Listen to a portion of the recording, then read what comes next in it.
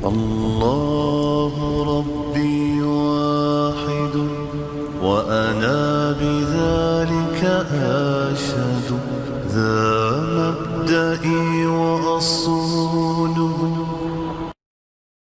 Al-khawfu minal jalil, takut kepada Allah subhanahu wa ta'ala. Bagaimana takut kepada Allah sementara Allah tidak kelihatan dengan mata kita? Kalau kita takut dengan harimau, wajar, harimau ada di depan kita akan menerkam. Tapi Allah azza wa jalla tidak kelihatan. Takut kepada Allah subhanahu wa ta'ala, kata ulama akidah, sebagian ulama akidah mengatakan melalui dua pintu. Yang pertama, memahami hakikat la ilaha illallah. Memahami hakikatnya. La ilaha illallah, la ma'buda bihaqqin illallah. Tidak ada Tuhan yang berhak disembah kecuali Allah. Makna tidak ada Tuhan yang berhak disembah kecuali Allah, teman-teman sekalian. Coba angkat pandangan mata Anda ke langit. Semua yang Anda bisa lihat di langit sana, apa yang bisa dijangkau oleh mata kita? Bintang-bintang, termasuk matahari dan bulan, kemudian awan, pergantian siang malam, burung-burung yang berterbangan, yang kelihatan dengan mata kita. Dan orang beriman tahu, di langit juga ada makhluk Allah namanya malaikat. Dan malaikat ini jumlahnya lebih banyak daripada manusia. Jelas sekali. Saya kasih contoh rasional, jumlah manusia sekarang populasinya 7,3 miliar.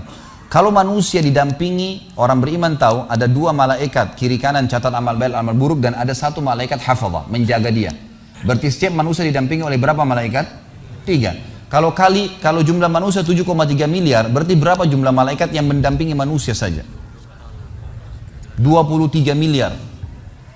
Itu baru itu. Belum yang urus gunung, belum yang turunkan hujan, belum yang cabut ruh, belum yang tiupkan ruh, belum, banyak sekali. Gitu kan? Tidak terhingga jumlahnya.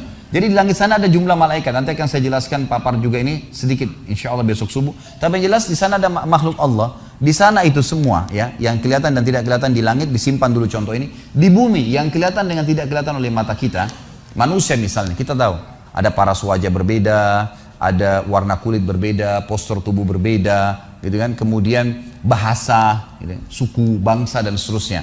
Kemudian juga yang kelihatan yang lain hewan-hewan, jutaan spesies hewan yang ada di daratan dengan beragam macam karakter sifat-sifatnya. Kemudian yang ada di lautan, miliaran jumlah makhluk ini, ya, hewan-hewan ini. Kemudian tumbuh-tumbuhan, ada yang besar, ada yang kecil, ada yang warna hijau, ada yang warna kuning, warna merah, buah-buahannya beragam macam, sayur-sayurannya, ada yang di bawah tanah, ada yang merata dengan tanah, ada yang tinggi menjulang ke langit dan seterusnya. Kemudian juga yang lain-lain, yang kelihatan apalah, air, ya, batu dan seterusnya. Dan yang tidak kelihatan, kita tahu ada makhluk Allah tidak kelihatan seperti jin misalnya di bumi ini. Kita juga tahu ada makhluk Allah yang tidak kelihatan, perasaan manusia, suka, sakit, senang, ya, sedih. Bisa dirasakan tapi kita tidak lihat. Ada makhluk semuanya. Semua itu teman-teman sekalian, yang di langit tadi kelihatan tidak kelihatan, di bumi kelihatan tidak kelihatan, kalimat rahasianya la ilaha illallah. Gak ada yang menciptakan, mengurus, mengawasi, ya, mengontrol, memiliki dan memusnahkan kecuali Allah. Ini makna hakikatnya. Orang kalau faham makna ini teman-teman sekalian, tidak akan pernah takut, bergantung, memohon kecuali kepada Allah. Saya kasih contoh. Seorang salaful ummah dari tabi'in pernah mengadakan perjalanan perniagaan dari Baghdad, ibu kota Irak, ke Damaskus, ibu kota Syria. Zaman dulu orang mengandalkan cahaya matahari. Gak ada penerangan kayak kita sekarang.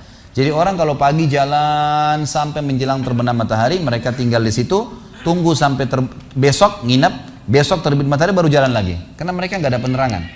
Orang ini kebetulan sebelum tiba di Damaskus, pas waktu maghrib, dia tiba di sebuah hutan. Hutan ini lebat, gelap, ya.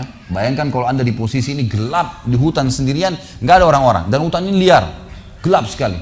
Maka dia terpaksa nginap, tunggu besok, terbit matahari baru bisa jalan. Kalau dia keluar juga jadi kacau, kemana-mana jalannya, gitu kan. Maka dia pun wudhu, dia sholat maghrib isya jamak qasar layaknya seorang musafir, lalu dia coba istirahat, tertidur. Di awal malam, kalau kita sekarang sekitar jam 11 malam, dia bangun ingin sholat tahajud. Dia cerita tentang dirinya, ulama angkat kisah ini dalam buku-buku akidah tentang masalah hubungan seorang hamba dengan Allah Azza wa Jalla.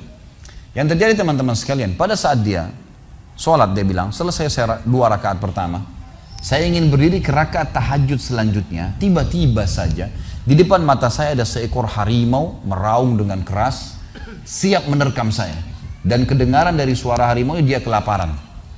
Saya waktu itu berpikir, kalau saya lari, pasti saya bisa ditangkap oleh harimau ini. Dia lebih cepat, lebih kuat, gitu kan?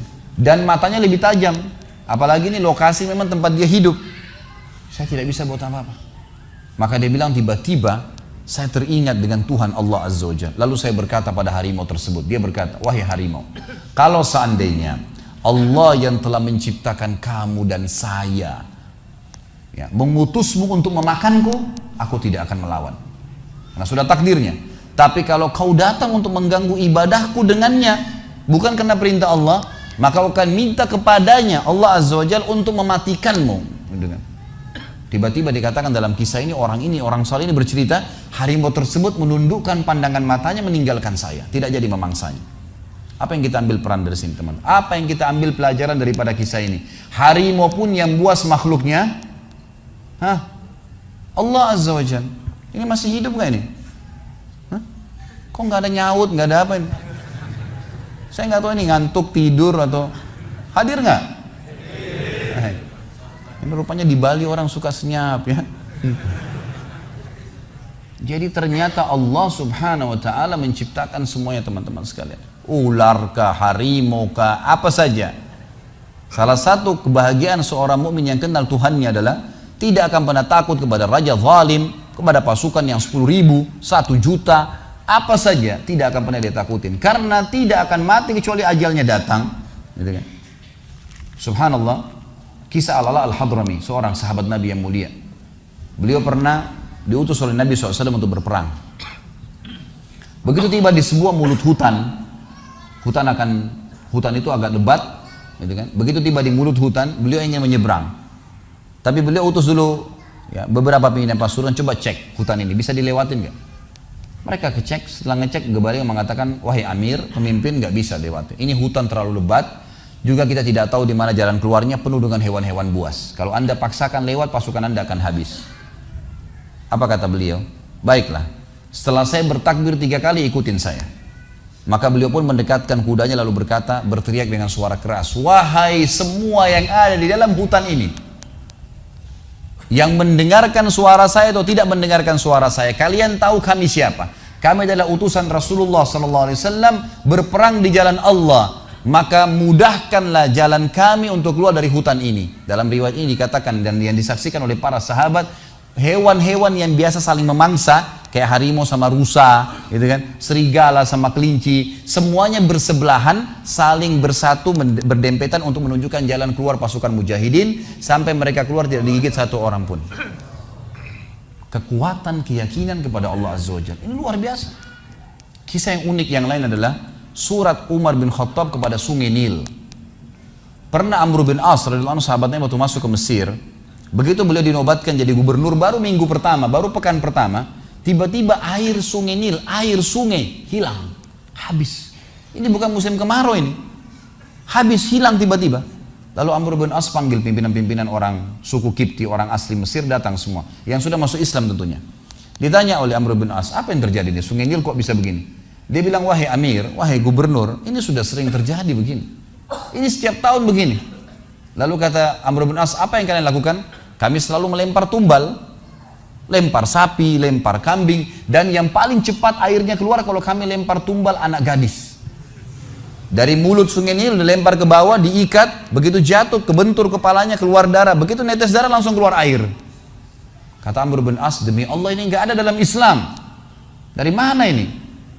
Saya akan tulis surat kepada Amir Mu'minin Umar bin Khattab. Kirim surat.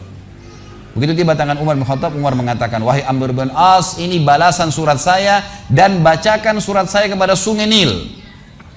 Suratnya.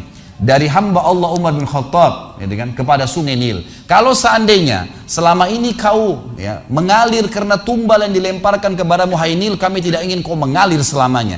Tapi kalau kau mengalir atas nama Allah Al-Jabbar, yang maha perkasa, maka mengalirlah dengan atas nama Allah itu. Semenjak itu air sungai Nil keluar, tidak pernah hilang sampai sekarang. Ternyata permainan syaitan menyesatkan manusia. Coba bagaimana kekuatan akidah seseorang yang sudah mengenal Tuhannya Allah Azza wa Jalla. Jadi luar biasa kisah-kisah mereka ini. Memahami hakikat la ilaha illallah ini, teman-teman sekalian, bahwasanya semua selain Allah dalam makhluk, kita sama air, sama batu, sama apapun sama. Jangan pernah takut dengan mereka. Nggak perlu takut, nggak perlu menggantungkan nasib.